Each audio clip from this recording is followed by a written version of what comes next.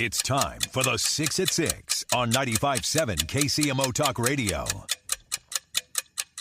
Number 1. All right, let's start with a little self-serving story. Could we please?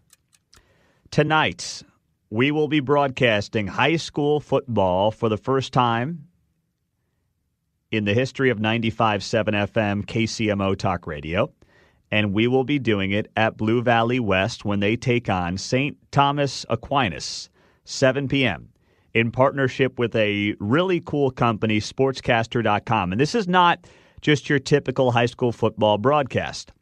Yes, we will have a professional play-by-play man, Chris Kamler, who has been doing it for a very long time in the Kansas City Metro. But he will be joined in the booth by a student from both schools, Blue Valley West and St. Thomas Aquinas. So his color guys will be two students from both schools.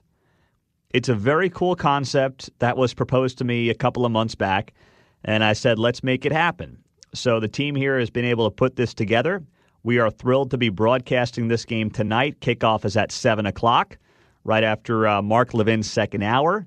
And we are going to be doing this for the next 10 weeks, and we are going to be bouncing all over the Metro with what we're calling our Game of the Week. So it's not going to be exclusive to one school or one location. We'll be all over Kansas City with our Drive to the Game broadcast, 7 p.m. tonight, Blue Valley West and St. Thomas Aquinas.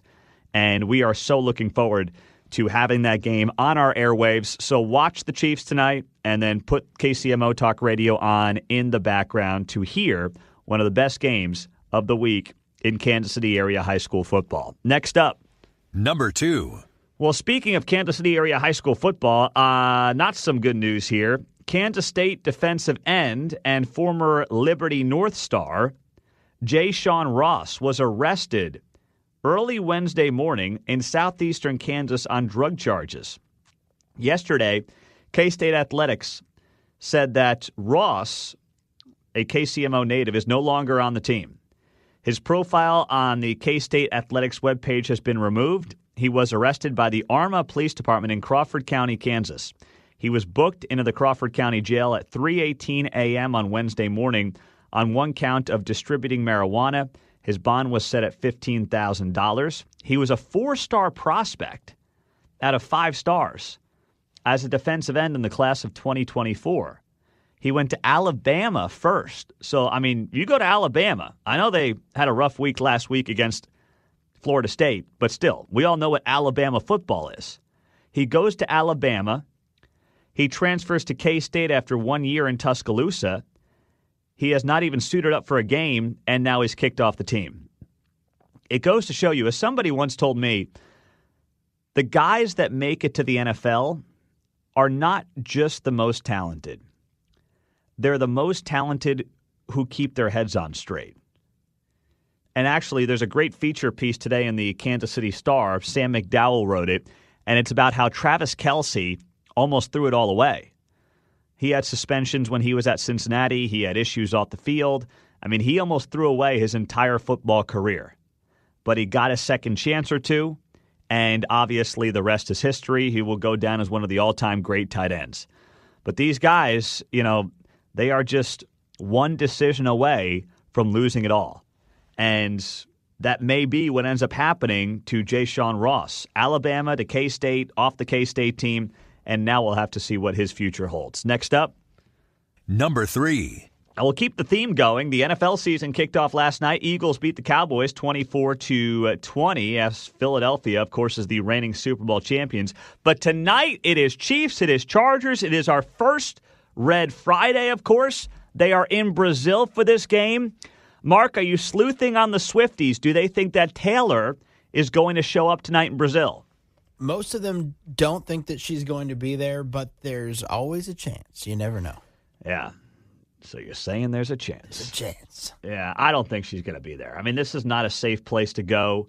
There's no reason for the billionaire, biggest pop star on the planet to show up at this game. Just wait till next Sunday here at Arrowhead when they're taking on the Eagles. Have a girls' weekend and, you know, enjoy yourself. I don't see any reason to go down there. It's not like it's early in the relationship where you got to prove, I'm here for you. I got your back there, Trav. Like, you're engaged, okay? Take the foot off the pedal a little bit. Enjoy it, and just move on.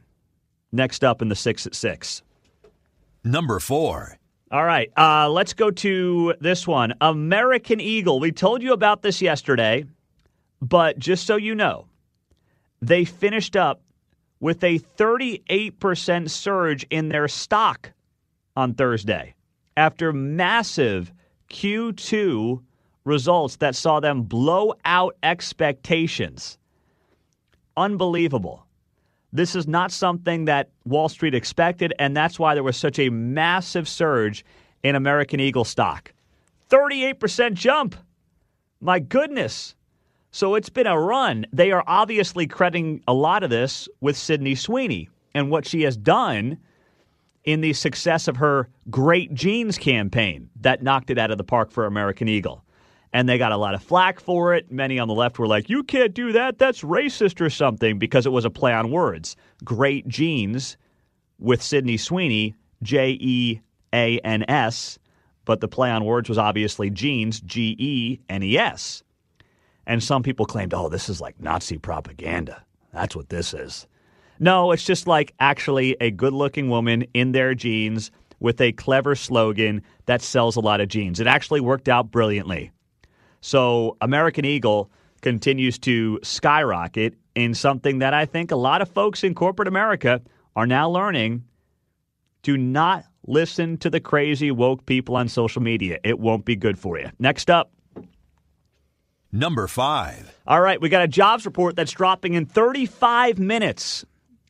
This is a big jobs report because we've seen those jobs numbers slow down a bit the last couple of months, and we also don't really know what to expect because these jobs numbers are just all over the map.